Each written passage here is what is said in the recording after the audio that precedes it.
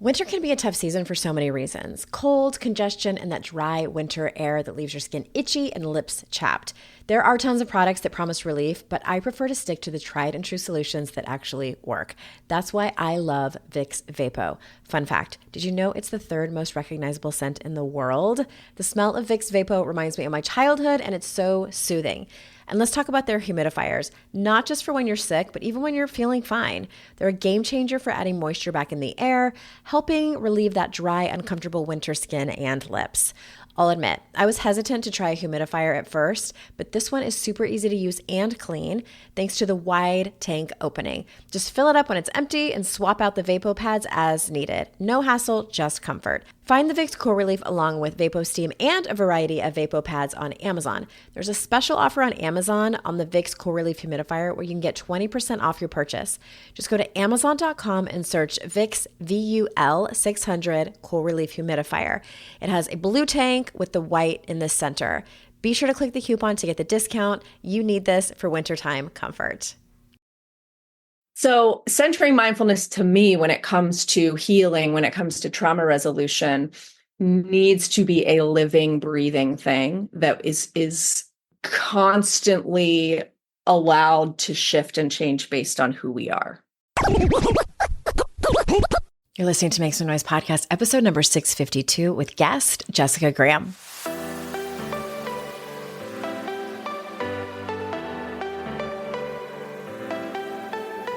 Welcome to Make Some Noise podcast, your guide for strategies, tools, and insight to empower yourself. I'm your host, Andrea Owen, global speaker, entrepreneur, life coach since 2007, and author of 3 books that have been translated into 18 languages and are available in 22 countries. Each week, I'll bring you a guest or a lesson that will help you maximize unshakable confidence, master resilience, and make some noise in your life. You ready? Let's go. Hi, everyone. Welcome to another episode of the podcast. I'm talking fast because I'm excited.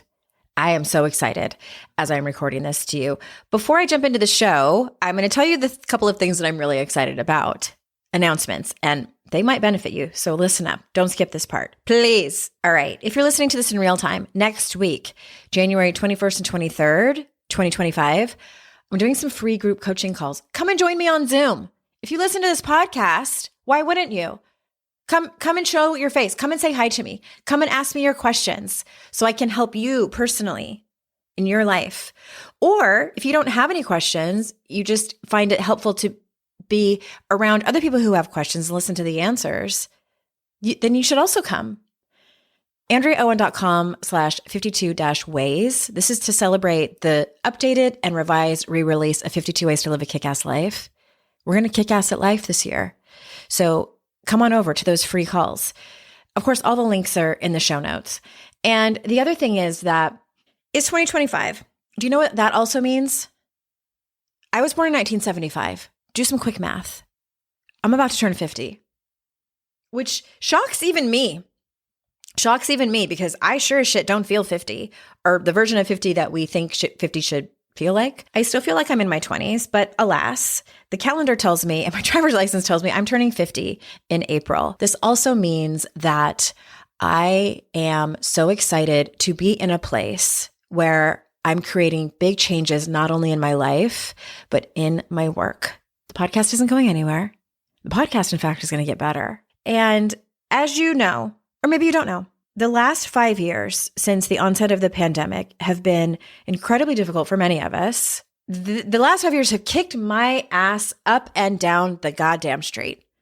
I don't know about you, but I can solemnly swear that this last few years, especially the last 2 years for me, and I'll tell you why in just a second, have been my second absolute rock bottom of my life. You know how I tell you a lot about how 2006 and a little bit into 2007 were my rock bottom that got me here today to be the person that I am, to be stronger, wiser, more resilient, more confident, Andrea Owen that you listen to. That rock bottom was the catalyst for so much of my growth. It was a catalyst for my sobriety. It was a catalyst for me doing this for a living. I have gone through a very similar rock bottom in the last 2 years. 2 years ago this week, when I decided was the week that my soon-to-be ex-husband and I decided to end our marriage. It ended up, unbeknownst to me, being the most difficult 2 years that I've experienced since '06 and '07. It surprised me. I had several relationships that fell apart and brought me to my knees. I might start crying. And these types of things take a minute to walk through. When you have to walk through the fire, it takes a minute to get to the other side. And I can, with so much delight and gratitude and confidence, tell you that I am on the other side. I still have so much work to do to rebuild, but I am at the point now declaring this. I'm recording this on January 8th, 2025, that as I am entering the year that I turn 50, I am going through my second rising from the ashes, if you will. If you've ever heard of Chiron returning, it's a planet that happens to all of us. It's the planet that returns to the same position it was in when we were born, and it happens around our 50th birthday. So you can look into it. Just Google Chiron returns, Chiron, I believe, what it means, and the internet will tell you. It is a time for rebirth for many people. And what the smart astrology people tell us is that when Chiron returns, it is typically about us learning the lessons. This part can make me cry. Learning the life lessons that you were put on this planet to learn. Your biggest life lesson that was handed to you at birth. And mine, I know, is detachment and letting go. I do believe this is why I felt called to get the word surrender tattooed on my arm in 2016. If you heard the episode where Tracy Cornell came on to talk about human design and the gene keys, she was offering free sessions, by the way. Go back and listen to that episode. I'll put it in the show notes for you. That my life lesson is around this, is around detachment. And so I've been focusing on that. And that has looked like several different things. It's letting go of a marriage. It's letting go of the person that I was. It was letting go of the way that my business looked previously. It was letting go of a couple mindset things that I was stuck on. Psychedelic therapy has helped push me to the other side. And P.S., I have a psychedelic podcast episode, private feed, where I talk about my journey through psychedelic therapy. That'll be in the show notes too. P.S., I will make more episodes soon on that. It's on my list for this month. Anyway, all that to say, the last 2 years have been a catapulting of growth for me. And what that means for you is that, as you know, I like to talk about it. I like to talk about the shadow stuff. I like to talk about really difficult things that I have been through and give you my insights on it, talk about how I did it so that you can do it too, so that you can feel inspired and motivated and just know that you're not the only one. That is one of my gifts that I have. So what this means going forward, I have been dreaming and scheming over here the past several weeks of what's next for this iteration of, well, my business is still called Your Kick-Ass Life. The podcast isn't called that anymore, but I'm so excited for new books that I have coming out. And my birthday is April 15th. So leading up to that, I'm going to have some special podcast episodes. I also have some new content that I'm going to start releasing on a new platform. And I'm also going to come back to social media. If you follow me on Instagram, you've probably noticed that I've been largely absent. I post here and there, sort of when I feel like it. I never wanted to do it out of obligation, and it just didn't feel fun anymore. I didn't really feel inspired. So the moments that I did feel inspired is when I would post. And I have a whole new fire lit under me. And I'm so grateful. First and foremost, I'm grateful. I'm grateful to all of you who continue to listen to the podcast while my energy hasn't been the best, and continue to show up for yourself and show up to support me and support everyone else. Because that's essentially what you're doing when you're supporting yourself and you're supporting me. Anyway, I don't mean to go on and on, but all this to say, really, really positive changes are happening. And I realized something recently. I'm going to end with this. I have been really feeling unmotivated. Some of that came with my Hashimoto's, thyroiditis, autoimmune that I have. It's one of the symptoms. I realized that I am not motivated by the same things I was motivated by when I first started my business. a lot has happened, a lot of really, really great things, a lot of really, really difficult things. Things essentially fell apart. And so I have been searching the last, I don't know how long, years, probably since about 2020, 2021, as to what is this new thing that motivates me, because it's not the same anymore. And what I have realized is this. I just realized this week. I have always wanted to be a person, a woman specifically, that other people can look to, not as someone that has all of her shit together, not as someone who has all the answers, but as an example of falling apart and putting it all back together. Differently than it was before, but better than it was before. That the new version can be so much more than you ever dreamed of. Because I find my motivation, I did not think I was going to cry. This is totally off the cuff, by the way. I find my motivation from those women. And I get so inspired from hearing their stories of having the rug completely pulled out from under them, having to make decisions that are just fucking gut-wrenching. And they do it anyway. And on and on. Like, those are the stories that inspire me. Not necessarily the ones who have made millions of dollars, not necessarily the ones who have this glamorous lifestyle. No, the ones that inspire me are the ones who have had the emotional shit kicked out of them, and they can come back better and having learned so much. And so I realized that my motivation is not even necessarily that I get to do that, my own confidence that I can get there, because I know inherently that I can. I think that's a gift that I was given by my angels and guides through my DNA. That comes naturally for me. It's not always strong, but it's always there. My motivation comes from wanting to be the inspiration and motivation for you, for the women who listen to this podcast. I would not be able to sleep at night. I would not be okay with myself if I didn't allow that to happen. Because where would I be if the women that I look up to didn't share their story, or they didn't have a comeback? Where would I be without them? You can't be what you can't see. And so I have appreciated so much the women who have come before me, who have shared their story of coming back, who have shared their story of just personal growth in general. This is my thank you to them. This is my thank you to them. This is my thank you and my immense gratitude to the guides and angels that have brought me here. And this is my immense gratitude to you that I come back better than before and that I share the story with you. That is my motivation, to be that person and to keep sharing the story. So that is what's going to get me through this year. That is what is going to get me through the immense amount of work that I get to do over the next several months, over the next year, because I have a long list of things to do and I cannot wait to do it. I can't wait to do it for you. I can't wait to do it for me. I can't wait to do it for my children. So thank you for listening to this much longer intro than I ever anticipated it to be. I'm going to pause and get myself together and continue. Thanks for listening to that. All right, I'm back. One quick thing before I tell you a little bit about today's guest. Do you remember Christina? I coached her on the podcast a few weeks ago. I didn't have an update from her when I aired that podcast, but I have one now. So I am going to put that update at the very end of this podcast. So you'll hear that at the very end about how her homework went.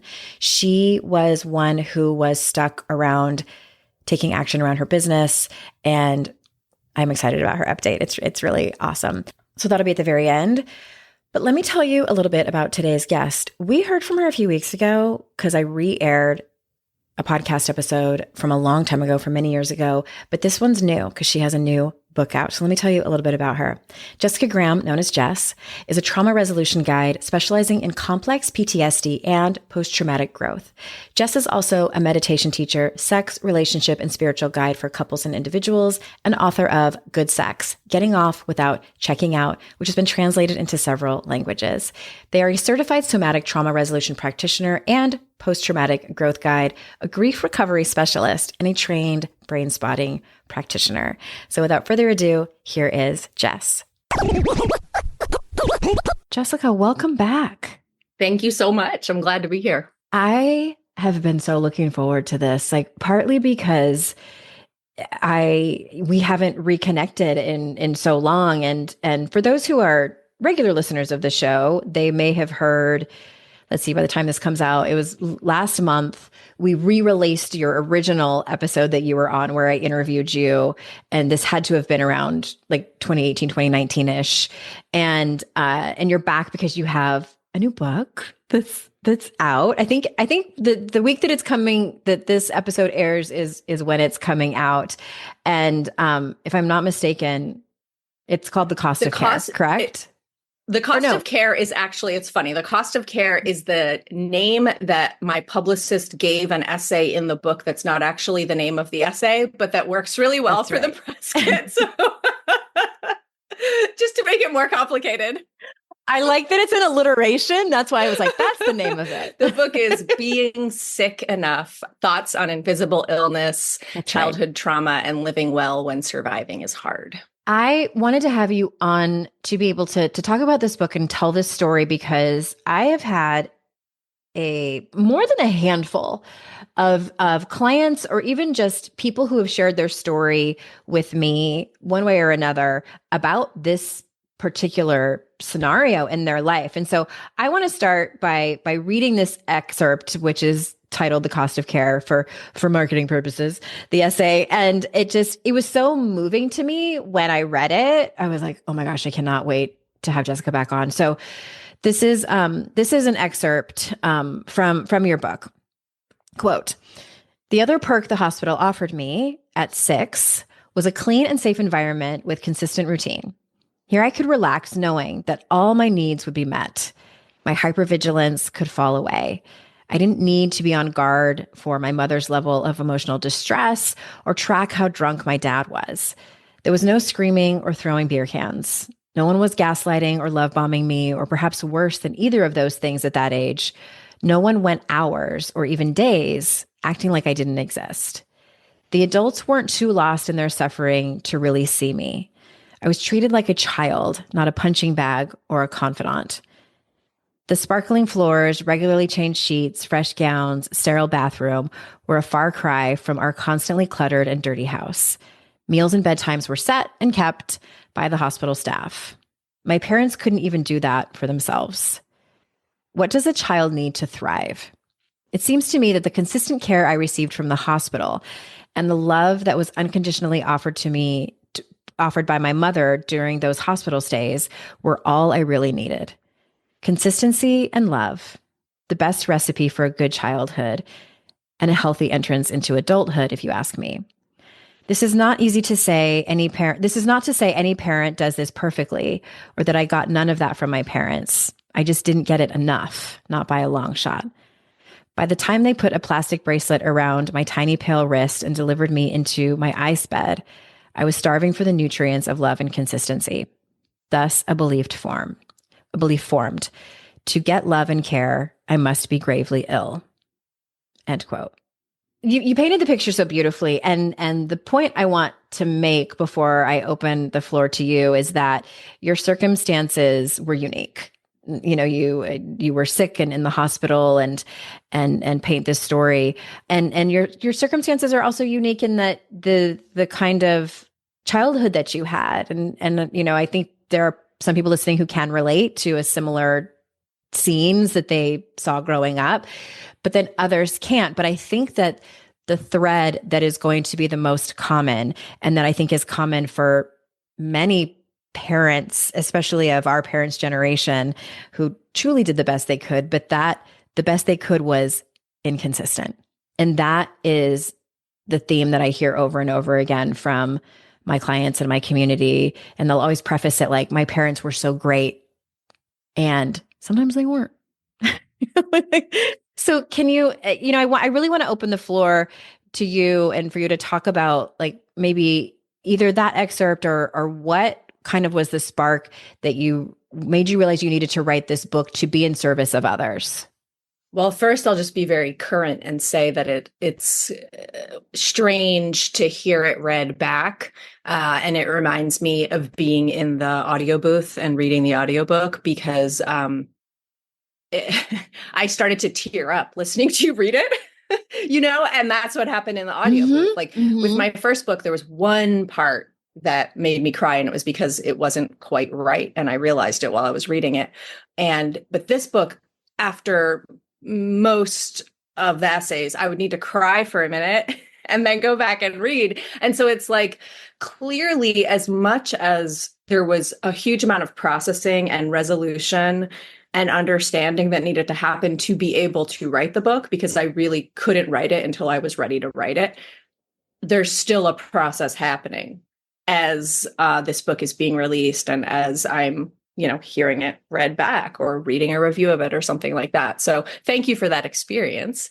I also noticed how in my mind, there was well, it wasn't always dirty. Like, we cleaned, like, right, like this defending of the experience. And you know what? Yeah, it's not black and white. My house was not dirty every second of every day. My mom actually cleaned other people's houses. And so I'm sure there was a fair amount of work that was put in. But I do know the smell of dishes and old newspapers and the mix of dust and cannabis and, like, just all empty beer cans. Yes, like, that's absolutely. A smell I remember. And so it's inconsistent, which is the word that you flagged here. And I think this is a very important word when it comes to childhood trauma and chronic illness. There was a study you may be familiar with, done, where they had 3 sets of lab rats, poor rats, but 3 sets of lab rats, and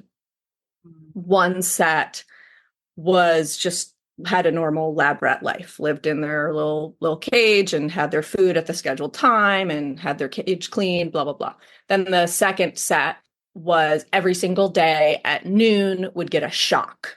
Other than that, they lived normally, but a horrible, painful shock every day at the same time. Mm-hmm. The third group never knew what was going to happen.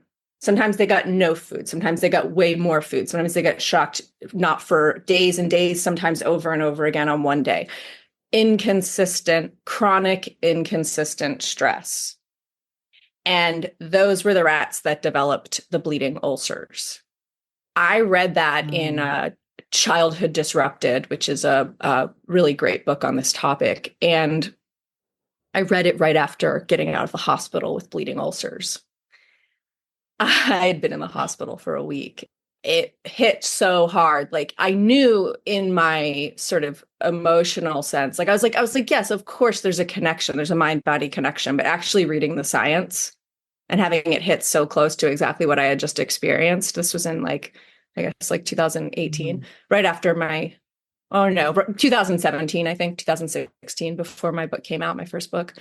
It really hit hard. And that's where the journey started, of like really understanding how my experience growing up, my experience being sick my whole life, were connected.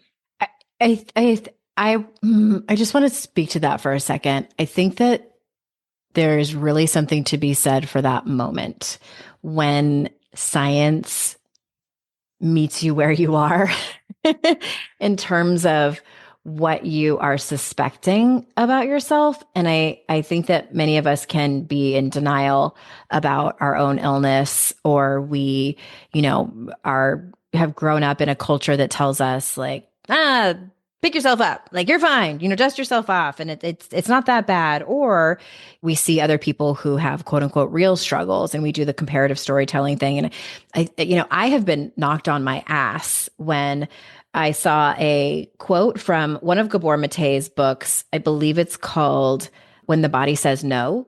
He cites some research around people who have identified as girls and women their whole life, that connection, and autoimmune disorders, and how 80% of people who get autoimmune disorders are people who identify as women. And he kind of goes a little bit in depth about that. And I saw it on Instagram, and I was like, holy shit, because it was validating in a way of just not just the black and white stat of it, but just also the cultural implications that has of, we can get in, I don't want to get into that, but I just wanted to touch on that of it's like, sometimes it's kind of sad. Like, is that what we need? Like, black and white science research, like stats sometimes to almost believe ourselves that we're sick? Like, what do you think about that?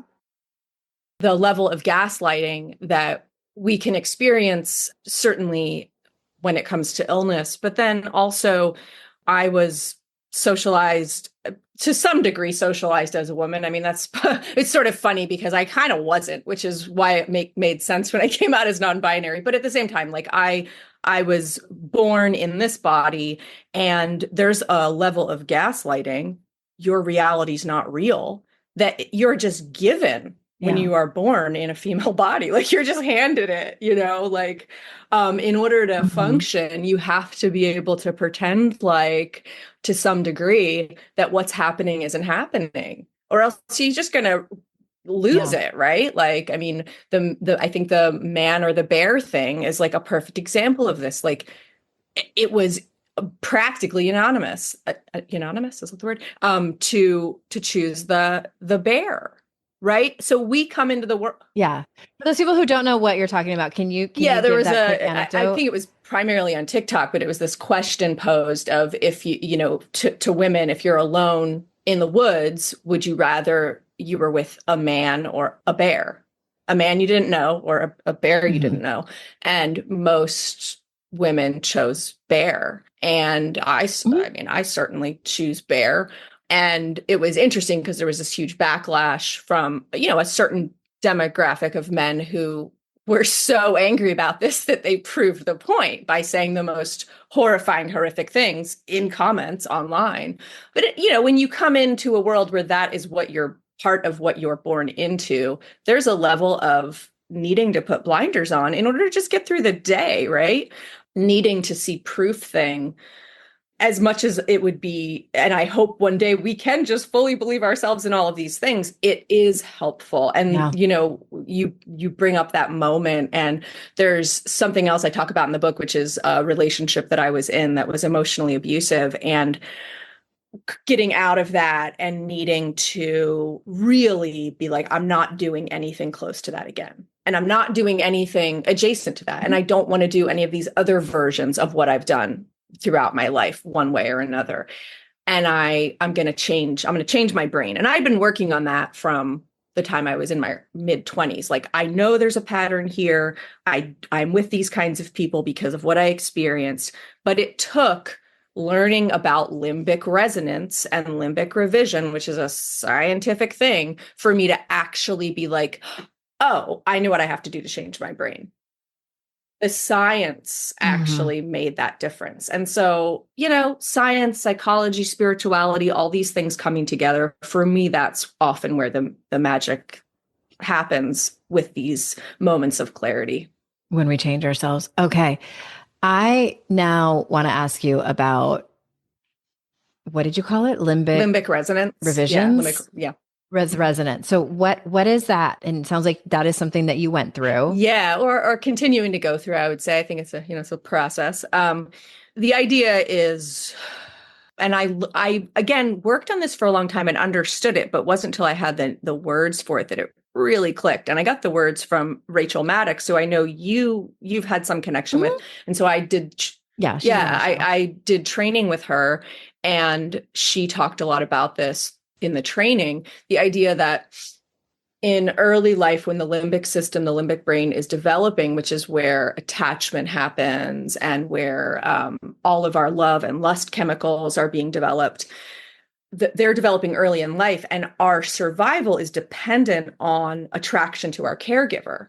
And so these chemicals and this attachment stuff is all developing based on what we're receiving. And so if you're getting inconsistency, if sometimes you're getting kissed and hugged and loved on, and sometimes you're getting too much kiss and hug and love on, and sometimes you're getting nothing, and sometimes you're getting hit, and sometimes you're getting locked away, right? This inconsistency then sets you up to be like, that's love.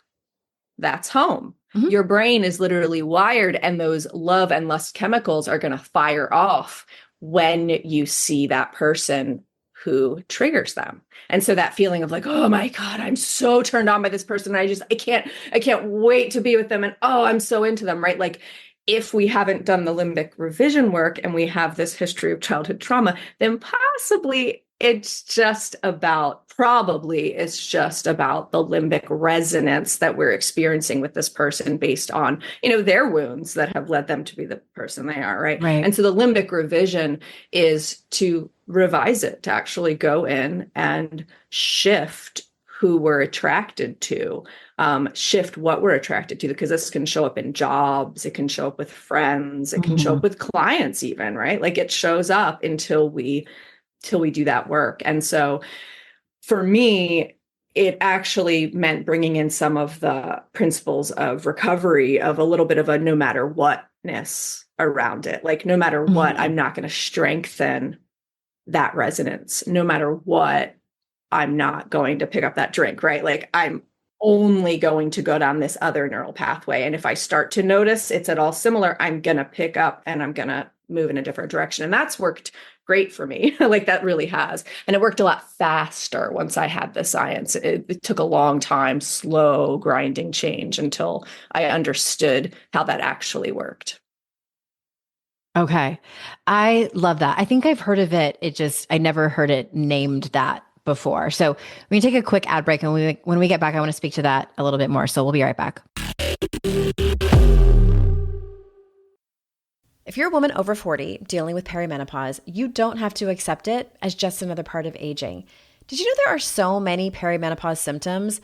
Hot flashes and night sweats, trouble sleeping, painful sex, vaginal dryness, and libido change, weight and body changes, brain fog and memory lapses, moodiness, anxiety and depression, period problems, hair and skin changes, joint pain, bone loss, and fracture risk. The experts at MIDI Health understand what you're experiencing and know how to help. MIDI clinicians are menopause experts dedicated to providing safe, effective, FDA-approved solutions. Visits and prescriptions are covered by major insurance providers, no membership fees or hidden costs. If you're uninsured or Medicare is out of network under your plan, they also offer affordable cash payment for services. I know for me, as I'm about to turn 50 in 2025, finding a doctor that specializes in perimenopause and menopause is incredibly important. You deserve to feel great. Book your virtual visit today at joinmidi.com. That's joinmidi.com.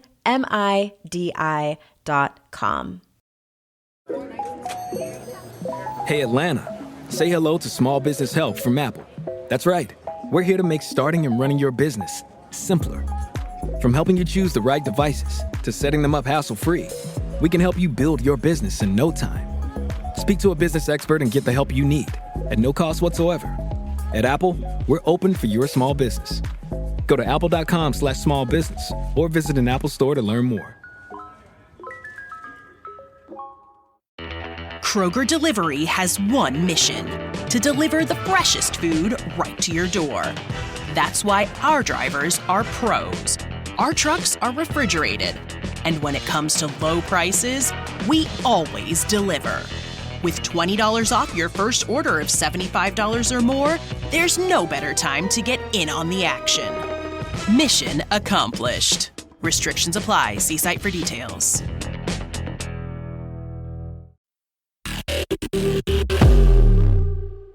Okay, so the limbic revisioning, it reminds me of, I don't know if you know this, so I've been sort of talking about it somewhat ad nauseum. I decided to embark in psychedelic therapy because I felt like I got to the point where I had made a lot of progress with the trauma in my life that included, old relationships that were still taking up space in my brain. And I hired a therapist I think it was in 2020. And in one of my first sessions, I said, I'm hiring you because I need an exorcism. Like, can you help me?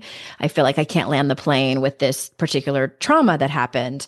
It's not for a lack of trying, but I do think that like talk therapy can only take you so far. And then we need things like EMDR and maybe breath work and limbic revisioning. And for me, I had read a lot of the research, and being someone in long-term recovery, I had to be very intentional, careful, and conscious about it. And so after all of that, I went through ketamine therapy, and it's similar, I believe, to like the wants and the results that you got. And the research shows us that it literally reconnects new neurotransmitters. So we have new pathways, so we can think new thoughts, we can have new beliefs, we can have different emotions. And so it's been so incredibly helpful. I'm so glad you found something for yourself too. And I want to shift gears and talk about some of the things that you talk about in the book. And I'm going to ask like a really kind of existential question.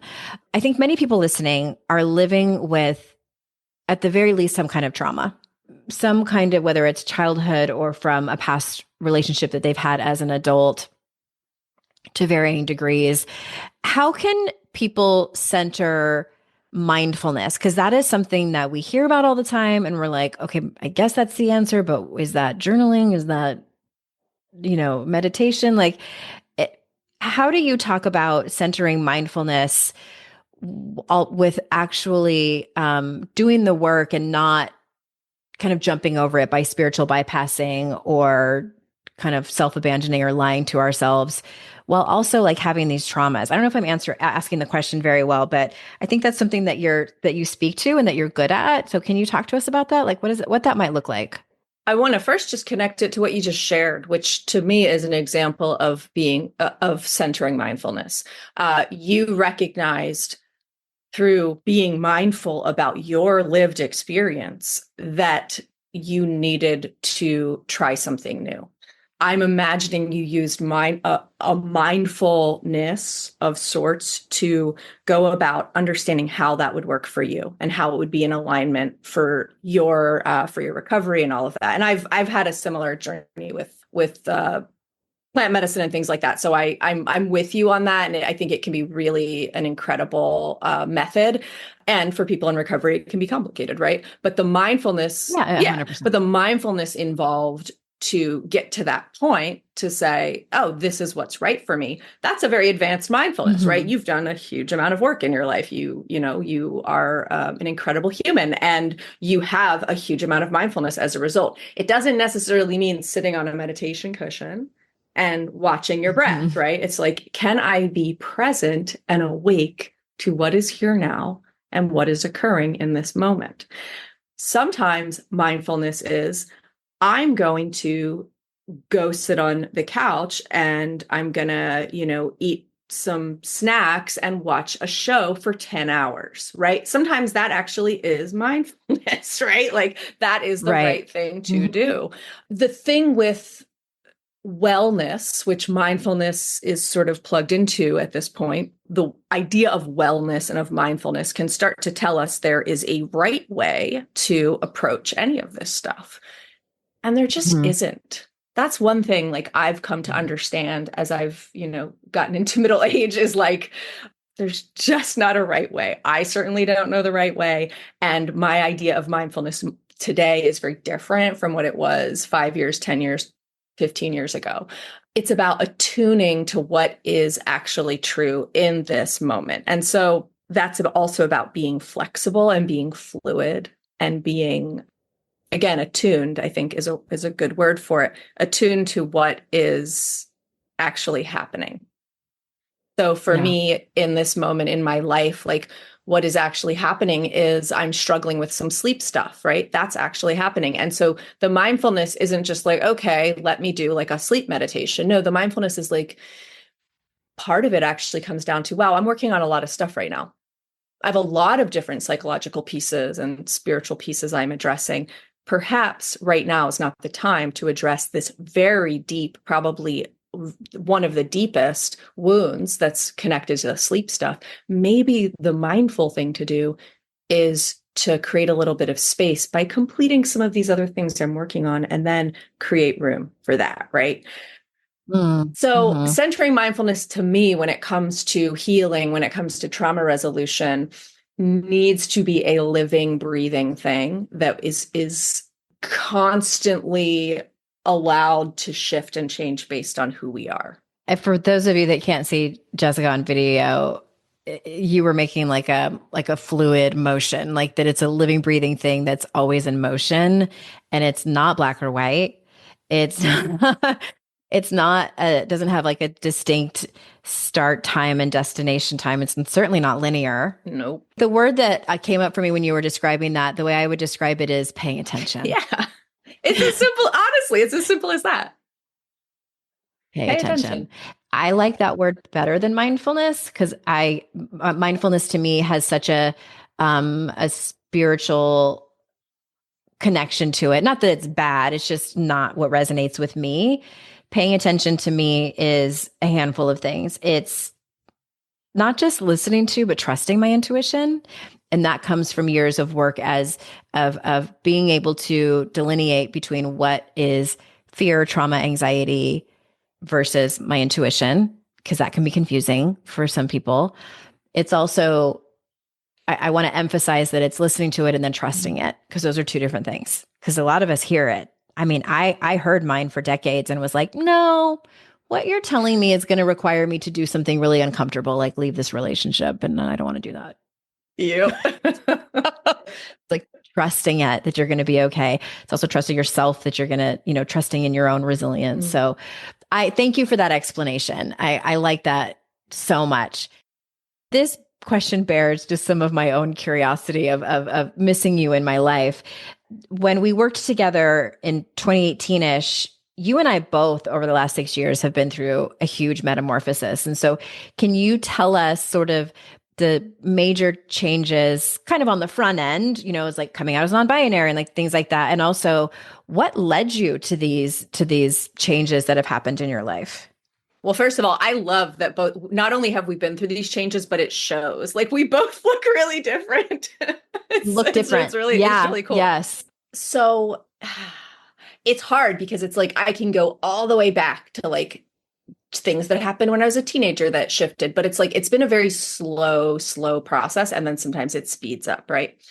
In the last 6 years, couple things. I had my book come out, the book Good Sex, and which is when I interviewed you like kind of around that book too. We talked about that book. And that's around the time we met when we were both speaking in Netherlands. So that book came out and my work life really expanded in a lot of ways. So the book, and then I had films happening, and there was just a lot going on career-wise. And it was very cool, but also I then had to deal with the fact that actually my body couldn't do everything that I was attempting to do. And I had a major health crisis. Like I actually really had to come to accept that I had been in a health crisis my whole life on and off, but I had a major health crisis that landed me in the hospital, and then with a bunch of diagnoses, which I knew I could get diagnosed with a bunch of stuff. I just didn't want to. I was like, I don't want them. I know that they're just going to give me drugs and I don't want drugs, blah, blah, blah. So that process of getting that sick while my career was also expanding was a very interesting time. And I also hit a spiritual emergency that went on for about a year, where I spent 9 months in daily suicidal ideation. And that was a combination of things. But ultimately, at the end of the day, it came down to like a sort of a classic spiritual thing, which we won't get into today. It's in the book, and had to come to terms with the state of the relationship I was in. And this stuff was all hitting at one time. Like it was like my career was expanding, but I was also having money problems. I was having serious health problems. I recognized I couldn't stop. I couldn't deny any longer what the relationship I was in was. And all of this was just like bam, bam, bam, bam, bam, bam. And then I became homebound because I was so sick. I barely left the house. That's when my business really started to grow, because I had to do something, because I wasn't in a position where anyone would support me. So I had to do something. And the book brought people in. And as people were coming in, I was seeing how much trauma was coming in. The combination of being a meditation teacher and working around sex and sexuality was just like so much trauma was showing up. And I had done a huge amount of work on my own trauma, and I was continuing to do so. And I kept referring people out, right? Because that's what you do when it's out of your scope of practice. But I realized that I was actually quite good at that work, understood it. And so I started getting training. I just started getting trainings and certifications and learning and learning and learning. And at the same time, learning more about what was going on with me and coming into more understanding and acceptance about myself. And so it was a combination of like a crisis and a life expansion that I had to be, in order to step into it, in order to step out of the crisis and into this expansion, it had to be me. And so I had to start understanding who am I actually. Cutting my hair was a big piece of it.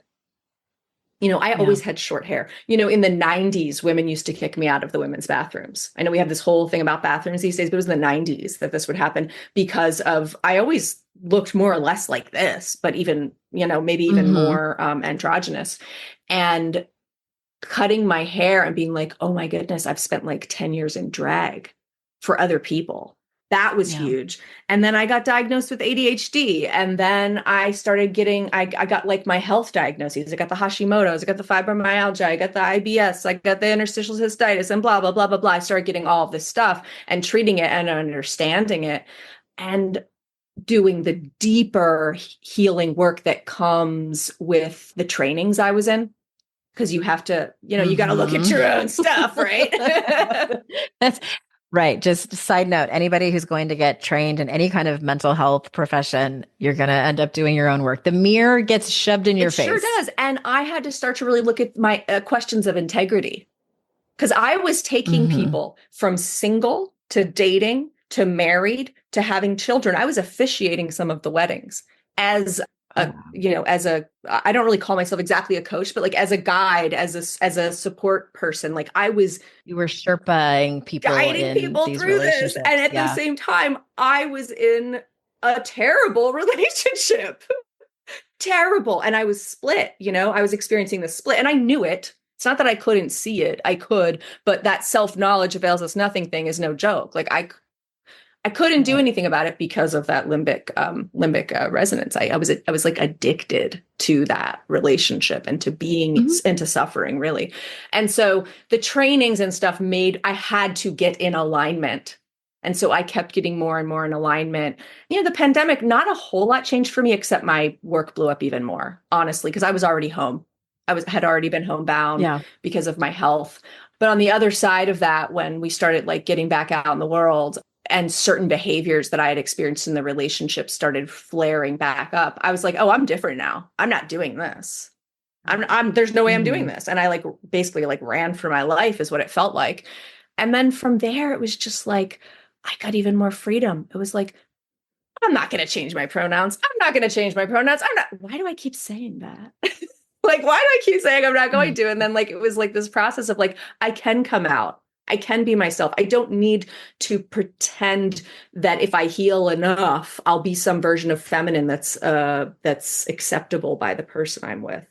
Yeah. Instead, I can just be me. And then all of that, that led to getting the autism diagnosis, which has been mind blowing. You mentioned my body moving. I let my body do so many more things now, because I'm not trying to I'm not masking like I used to. And so I was going to say, and it's interesting, because I only knew you with the mask. So when that happens, we just assume oh, that's who she is, and now that's, they are different. And so I feel like I want to just say thank you and congratulations. Just to celebrate the metamorphosis that happened. And it's what a true testament to celebrating your life, and truly leaning in. When I left my marriage, I made the decision, and it's something that I've always felt is my natural state is I said it on Instagram. I was I want to grab my life by the hips and just make out with my life passionately, with enthusiasm and of course consent, but with vigor and just lust. And I was born with that energy.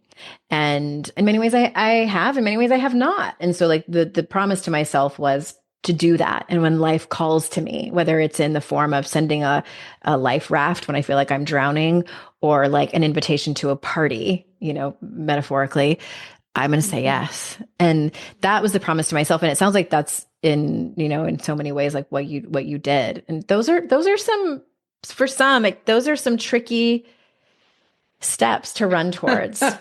Yeah, it's been wild. I mean, it's been a wild time. And, something else that happened, actually coming all the way back to the beginning of our conversation with the piece about my mom is during this time, after I left my ex, I was I don't want to walk on eggshells. I don't want to accept unacceptable anything anymore. I need to step away from that. And the inconsistency in the way my mom's and my relationship has been, I needed to step away from it. And I did. I stepped away from my relationship with my mom for 2 years, basically no contact. And during that time, I was able to write this book. I would not have been able, I literally wouldn't have written this book if I hadn't have left my ex, because my ex would, scream and yell at me and tell me to never write anything, about the relationship, and there was all this hiding that was involved. And then I felt a huge amount of fear and guilt and shame and all of this about saying anything about my mother in writing. Mm-hmm. So I never talked about her. I didn't talk about her in my writing. I didn't talk about her in podcasts, or very little anyway. And I needed to have that space in order to do the healing, in order to write the book, in order to actually reconnect. And we have. And it's not what I did not know this would happen while I was writing that book. And it has. And we've reconnected. And I haven't announced this fully publicly, but I'll say it here. I'm moving back to the East Coast. And she and I are in a lot of communication around what that looks like. And I'm under no illusions that it's easy or perfect or that she isn't who she is, but I've changed and I've seen changes in her. And that's been part of this whole process too. And part of what has allowed me to step into myself. Because one of those biggest wounds there was shrinking and being smaller and not being myself because of fear of punishment or annihilation, really, or being really big and really loud because I needed, and hence let me write a book about sex. Let me be so out loud, which is beautiful. I love that about myself, but it's just on one side of the coin. There's I'm going to be so loud or I'm going to be so quiet. And so having that space allowed me to be okay, where am I actually? Who am I actually? What does this feel like? Okay. We need to take one more ad break. And when we get back, I'm going to ask you a big existential question. So we'll be right back.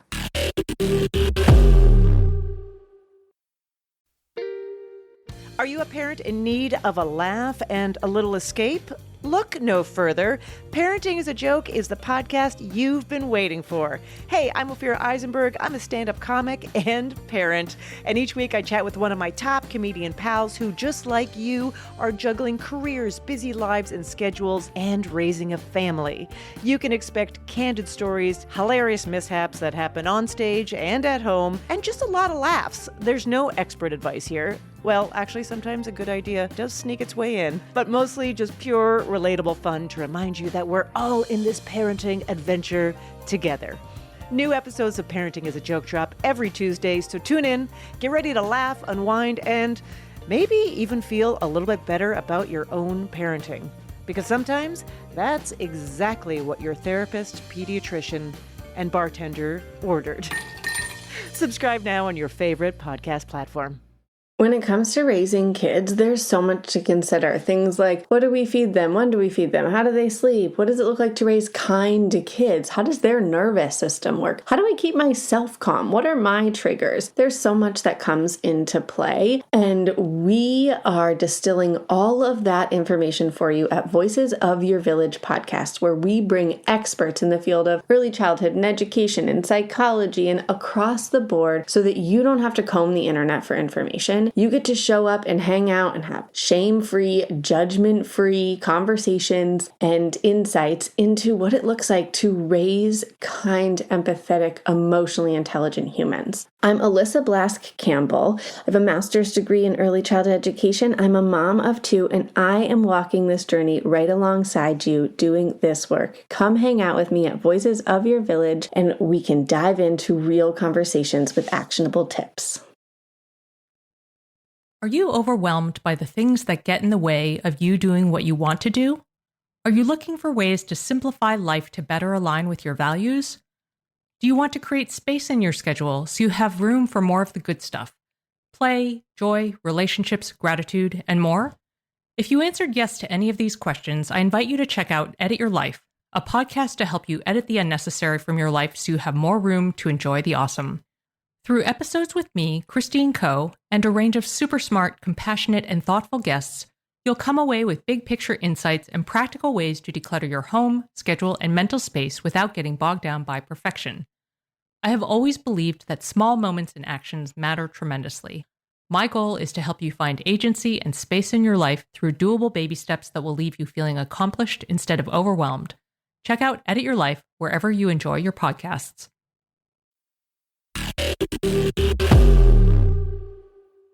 Okay, I want to kind of touch on some points that you make in the book, and one of those is, don't laugh, but how can we live well while at the same time living through what we're living through politically, with just what's going on with the climate and living through late stage capitalism and all of these like huge things that are happening.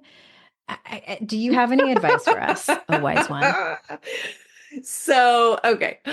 Yeah, I think those of us who deal with chronic illness, chronic conditions, mental illness, neurodivergence, Past traumas, all this stuff, yeah. right? CPTSD, know very well what it is to navigate this system and how incredibly heartbreaking, disappointing, frustrating, rage-producing it can be. And I've learned a lot through just living in this body, in this world, right? One of the things that I can say is that I need to stay in possibility and in curiosity and in potentiality. I don't really use the word hope. It's not a favorite word of mine for a variety of reasons. If I get locked in to any particular idea of this is what's happening, this is how it's going to be, and this is what I believe, I'm guaranteed to be suffering in some way, shape, or form. So staying open to what's possible and staying open to new ways of looking at and experiencing the world around me. The last, several years, I've really deeply reconnected with my childhood roots of really just being like a radical leftist, honestly. Like I was like that as a kid. I said some pretty outrageous things as a little kid when Bush Senior won the presidency over to Dukakis. Like I was told by my father, you cannot say that out loud. Like that's how angry I. That was a long time ago. Like you must have been a child. And I was ready to. I was ready to go after him, literally. And my dad's like, you can't say that. I've reconnected with that part of myself, but I've reconnected through the spiritual and psychological work. We don't need to burn ourselves out and live in misery and anger and fear in order to care. And I think sometimes what can happen is it's like, in order to care, I need to be miserable all the time. And this comes up both with like the world at large, but also like I hear people talk about it like when a loved one dies, like if I'm not really sad all the time, then I'm doing something wrong, right? And we do the same thing with the world around. You were talking about the comparison earlier. How do I want to show up each moment while being an activist, while caring? And for me, that, it comes down to paying attention, like you said earlier, being attuned to what's actually happening in my body and what's actually happening in my mind so that I can then act accordingly based on that. Some days I can do more. Other days I need to do less as far as taking action in the world. There's not an answer to this question because we're headed, in my opinion, and again, open to any possibility, but we're headed into a real intense time in our history. History repeats itself. And I've paid attention my whole life. I've watched since the Reagan era what's been going on. What's happening in this country right now has been planned. It's been set in motion.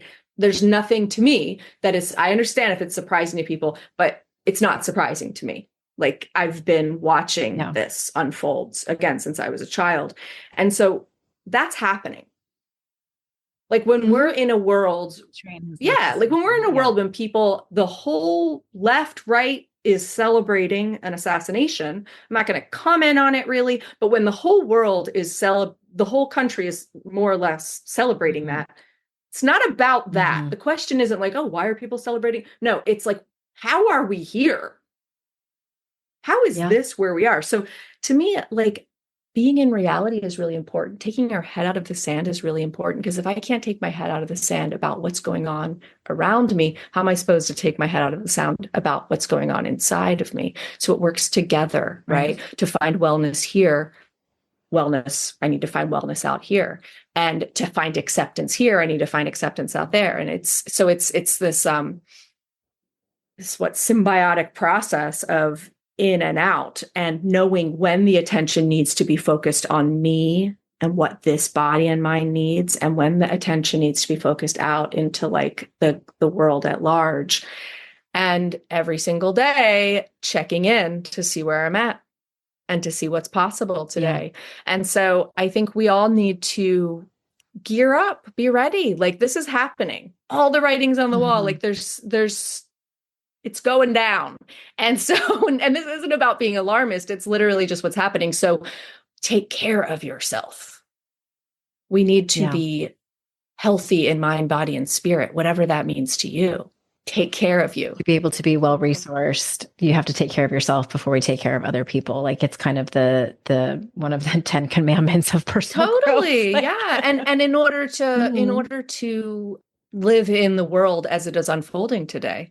Absolutely. So as a reminder, the book is Being Sick Enough: Thoughts on Invisible Illness, Childhood Trauma, and Living Well When Surviving is Hard, out this week. And tell people where to go to either learn more about you and how to work with you. And if they listen to the other episode you were on, I'm a huge advocate of your work because I've experienced it. I'm a living testimonial of that and helping me get to the next level, more specifically around sex and sexuality and my physical body. But also, where can people buy the book and where can people learn about working with you? Yeah, you can just go to jessicagraham.com and all the links for all of that are there. The book can be purchased wherever books are sold. I recommend independent bookstores. If you don't have the funds, you can get it at the library. It's out there. It will, wherever you want to find it. If you go to jessicagraham.com, there are links for applying to work with me. The majority of my work these days is focused on complex PTSD. I do somatic trauma resolution. I do brain spotting, as well as a host of other modalities that I bring into that. I do work with couples. I love working with couples. And I still teach meditation. That's something I do. I primarily am working with people who are advanced practitioners who are maybe running into some side effects or running into some challenges that they haven't been able to get to the other side of. And so that's primarily what I'm doing in the meditation realm of things. But most folks that are working with me, we're working around trauma resolution and post-traumatic growth. I absolutely love that work. And I've seen the most amazing things occur for people, myself included, doing that work with my practitioners. So yeah, you can get all of that there, as well as my socials and everything else. Yay for post-traumatic growth. I'm team post-traumatic growth. Thank you so much for being here. Before we close, we have a couple more minutes. Is there anything you want to make sure that you say, whether about our conversation or something that's been on your heart, or about the book that you want to, in order for you to feel complete? While this book is a memoir, it's essays and poems, there is also practical, helpful stuff in there, I believe. Like, if we come back to the question of mindfulness, there is an essay that breaks down like how to use mindfulness practices to deconstruct pain, to suffer less, to overcome levels of suffering with chronic pain. There's I get into specific modalities for various types of healing. So we've spoken in a sort of broad existential way. And I just want to say, like, yes, that is kind of my ideal, but you will find that there's practical stuff in there too. Okay. Thank you so much. The link will be in the show notes. Thank you for being here again. You are such a treasure and a gift. Everyone, thank you for listening. You know how grateful I am for your time, that it's very precious. And I will never not thank you for that. It's such a valuable and non-renewable resource. And remember, it's our life's journey to make ourselves better humans and our life's responsibility to make the world a better place. Bye for now. All right. Thanks for listening to that episode. And here is the quick update from Christina, who had her coaching episode a few weeks ago. And I emailed her to see how her work went. And here's what she said. I took some time to really reflect on what success looks like to me. Such a simple yet profound question. And I thought I was clear on and was not. With that, I journaled a bit, and I think I have used that as a distraction in itself. Seeing we focused on launching my business in this conversation, this is where I focused my journaling. I will go back to the other areas another time.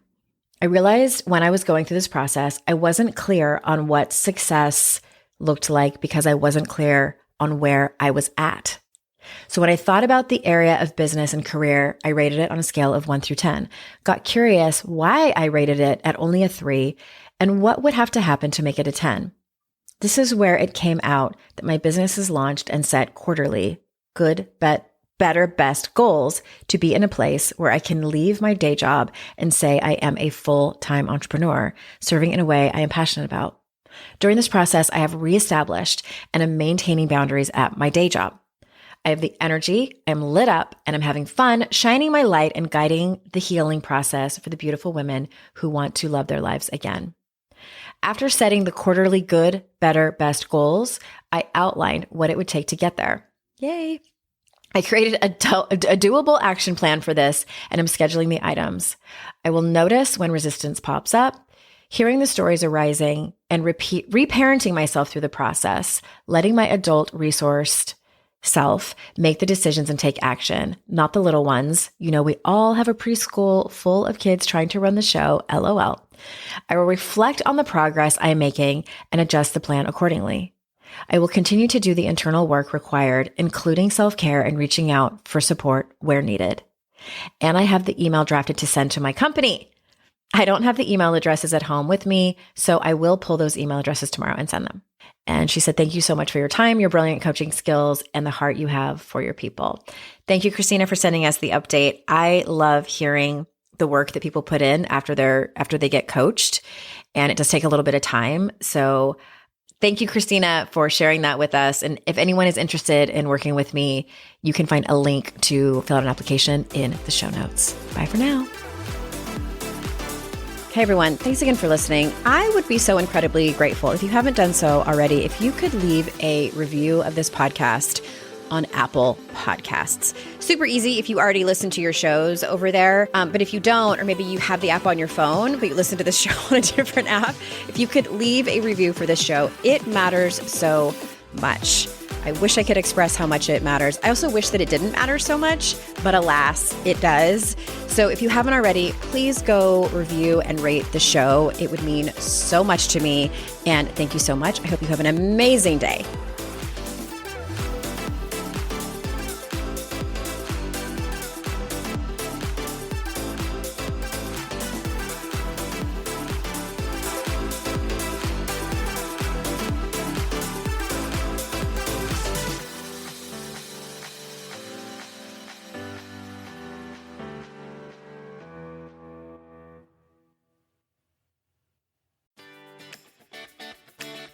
Hey friends, if you're facing divorce, thinking about it, or navigating the chaos it can bring, I've got something just for you.